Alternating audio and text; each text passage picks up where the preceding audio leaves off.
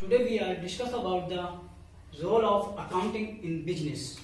Mean that accounting का क्या role है हमारे बिजनेस में. ठीक है, तो बिजनेस में क्या रोल है अकाउंटिंग का, हम उसके बारे में कुछ चर्चा करेंगे या उसके बारे में कुछ हम डिस्कस करेंगे. तो अकाउंटिंग है जो हमारी, ठीक है, तो अकाउंटिंग का बिजनेस में बहुत ही ब्रॉडर कॉन्सेप्ट पे रोल है. मतलब बहुत ही हेल्पफुल होती है बिजनेस के लिए अकाउंटिंग. उसमें कुछ जानते हैं. फर्स्ट पॉइंट है maintenance of systematic record. Business में जो है अकाउंटिंग की वजह से ही या अकाउंटिंग के थ्रू ही जो रिकॉर्ड्स होते हैं वो सिस्टमैटिक वे में प्रिपेयर किए जाते हैं. मतलब क्या है कि अकाउंटिंग ही हमें हेल्प करती है कि जो हमारे रिकॉर्ड्स हैं वो सभी सिस्टमैटिक वे में रिकॉर्ड किए जाते हैं या हमारी सभी इंफॉर्मेशन को सिस्टमैटिक वे में रिकॉर्ड की जाती हैं. दूसरा है असिस्टेंस टू मैनेजमेंट. मैनेजमेंट के लिए भी हेल्पफुल होती है क्योंकि मैनेजमेंट को बहुत सारे डिसीजन लेने होते हैं, जैसे प्लान बनाना होता है, बजट बनाने होते हैं और फ्यूचर के लिए उन्हें अपने अपने नए प्लान डेवलप करने होते हैं. तो उसके लिए क्या चाहिए, उन्हें इन्फॉर्मेशन चाहिए. और इन्फॉर्मेशन कहाँ से मिलेगी, हमारी अकाउंटिंग के थ्रू. तो इसलिए अकाउंटिंग हमारे मैनेजमेंट को भी हेल्पफुल करती है. तीसरा है फैसिलिटेट कंपैरेटिव स्टडी.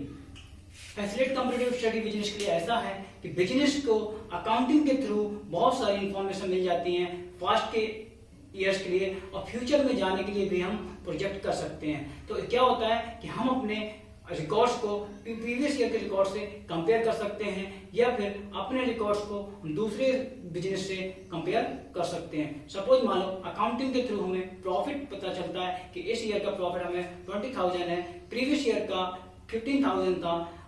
तो हम क्या करेंगे, इसकी हेल्प से हम दोनों का कंपेयर कर सकते हैं कि हमारे पास कैसे प्रॉफिट हमारा इंक्रीज हो रहा है और या फिर क्यों डिक्रीज हो जा रहा है. तो इसलिए क्या है कि हमें कंपैरेटिव स्टडी करने के लिए भी अकाउंटिंग से हेल्प मिलती है. Evidence in court. क्या होता है, तो सपोज कभी कभी क्या होता है, जनरली सभी बिजनेस में ऐसा होता है कि कभी कभी कोर्ट के मसले हो जाते हैं. कोई ऐसा काम हो जाता है जिसकी वजह से उन्हें कोर्ट में जाना पड़ जाता है. तो ठीक है, तो क्या होता है अकाउंटिंग के थ्रू हम क्या करते हैं, अकाउंटिंग जो होती है वो हमें सभी इंफॉर्मेशन सिस्टमैटिक वे में प्रोवाइड करती है. अकाउंटिंग हमें सभी इंफॉर्मेशन सिस्टमैटिक वे में प्रोवाइड करती है. तो जिसके थ्रू हम क्या करते हैं वो सभी एविडेंस को हम कोर्ट में प्रोवाइड कर सकते हैं. तो क्या होता है अकाउंटिंग हमें एविडेंस भी देती है कोर्ट के लिए. लास्ट वन है अदर रोल्स में आता है कि जैसे कि अकाउंटिंग के हेल्प से हमारा बिजनेस एक सिस्टमैटिक रिकॉर्ड मेंटेन करके चलता है. तो क्या होता है कि जो हमें लोन्स वगैरह हैं उसकी फैसिलिटी हमें मिल जाती है, लोन्स मिल जाते हैं. या फिर सपोज हमें कभी बिजनेस को अपने सेल करना है तो अकाउंटिंग की हेल्प से हमने सभी रिकॉर्ड किए होते हैं, अपनी वैल्यू रिकॉर्ड की होती है कि हमारी वैल्यू कितनी बिजनेस की, तो सेल करने भी हमें हेल्पफुल होती है. नाउ हम डिस्कस करेंगे advantage of accounting.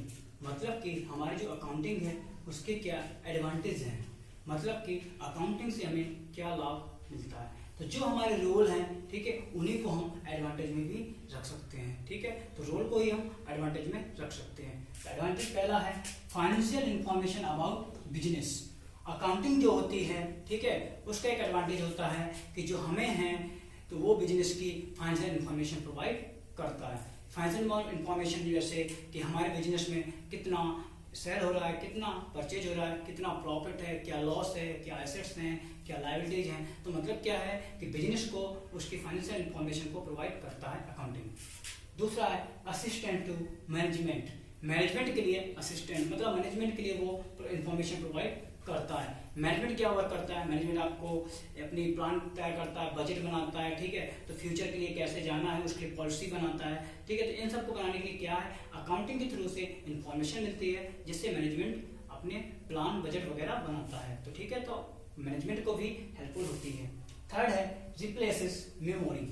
Replaces memory क्या है, क्योंकि अकाउंटिंग में हम क्या करते हैं, जर्नल प्रिपेयर करते हैं, लेजर प्रिपेयर करते हैं, trial balance, profit loss account, balance sheet. तो क्या करते हैं सभी इंफॉर्मेशन को हम एक बुक में सिस्टमैटिक वे में रिकॉर्ड कर लेते हैं, जिससे क्या है हमें माइंड में लर्न करने की जरूरत नहीं होती है क्योंकि हमें सभी चीजें इंफॉर्मेशन हमारे पास रिटन में होती है. तो क्या है कि वो हमारी मेमोरी को रिप्लेस कर देती है अकाउंटिंग. फोर्थ है फैसिलिटेट कंपैरेटिव स्टडी. अकाउंटिंग का एक ये भी एडवांटेज है कि वो हमें एक फैसिलिटी देती है जिसके थ्रू क्या है हम कंपैरेटिव स्टडी कर सकते हैं. हम अपने प्रीवियस ईयर के डेटा को लेकर के इस ईयर के डेटा से कंपेयर कर सकते हैं. दूसरे बिजनेस के डेटा को अपने डेटा से कंपेयर कर सकते हैं। फैसिलिटेट लोन्स, अकाउंटिंग के थ्रू हमारी इंफॉर्मेशन एक सिस्टमेटिक वे में रिकॉर्ड होती है, जिससे क्रिएटर्स वगैरह या अदर इंस्टीट्यूट, बैंक्स वगैरह हमारी इंफॉर्मेशन को रियल वे में जानती हैं, जिसके थ्रू वो हमें लोन्स वगैरह प्रोवाइड करती हैं। एविडेंस इन कोर्ट, साथ साथ अकाउंटिंग जो होती है वो हमें इतनी इंफॉर्मेशन दे देती है जिसके थ्रू हम क्या है, कभी कभी हम कोर्ट में अगर कोई केस हो जाता है तो अकाउंटिंग की इंफॉर्मेशन से ही हम उस कोर्ट में अपने एविडेंस को प्रोवाइड करते हैं। अभी हमने एडवांटेज देखा, अब हम देखते हैं उसकी डिसएडवांटेज या लिमिटेशन ऑफ अकाउंटिंग। मतलब कि अकाउंटिंग की जब अच्छाइयाँ हैं तो उसकी बुराइयाँ भी कुछ होंगी, क्योंकि हर एक चीज के दो पहलू होते हैं, एक अच्छा एक बुरा। तो अकाउंटिंग का भी है कि उसकी अच्छाइयाँ ज़्यादा हैं, उसकी बुराइयाँ कम हैं। तो उसकी बुराइयाँ देख लेते हैं। लिमिटेशन में फर्स्ट आता है accounting is not fully exact. Accounting क्या है, वो हमेशा एग्जैक्ट वैल्यू नहीं होती है। मतलब कि अकाउंटिंग से जो हमें इंफॉर्मेशन मिलती है तो वो ऑलवेज जो है वो एग्जैक्ट नहीं होती है। मतलब 90% एग्जैक्ट ही होती है, बट 10% में क्या मान सकते हैं, कभी कभी उसकी वैल्यू एग्जैक्ट नहीं होती है। Suppose calculation of goodwill, goodwill की वैल्यू जो है वो हमेशा एग्जैक्ट कैलकुलेट नहीं होती है। तो इसलिए कह सकते हैं कि जो अकाउंट की इंफॉर्मेशन जो होती है वो ऑलवेज एग्जैक्ट नहीं होती है। दूसरा है अनरियलिस्टिक इंफॉर्मेशन। मतलब कभी कभी क्या है कि अकाउंटिंग के थ्रू हमें ऐसी ऐसी इंफॉर्मेशन भी मिल जाती है जो रियल वे में ऐसी होती नहीं है। मतलब उनको देख के ऐसा लगता है कि ये रियल में नहीं होंगी। तो मतलब क्या है कि वो वास्तव में ऐसी इंफॉर्मेशन नहीं होती है।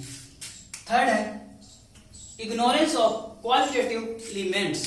साथ ही साथ क्या है, आपकी जो अकाउंटिंग है वो क्वांटिटी या मनी के टर्म में इंफॉर्मेशन को रिकॉर्ड करती है, मतलब कि क्वालिटी को रिकॉर्ड नहीं करती है। ठीक है, तो मतलब कह सकते हैं कि अकाउंटिंग में क्या होता है, बहुत सारी ऐसी इंफॉर्मेशन होती है जो क्वालिटेटिव इंफॉर्मेशन को रिकॉर्ड नहीं करती। जैसे कि एग्जांपल आपको कल हमने पूछा था कि सेल्स मैनेजर और परचेज मैनेजर के बीच में डिस्प्यूट हो जाता है तो इसको रिकॉर्ड नहीं किया जाता।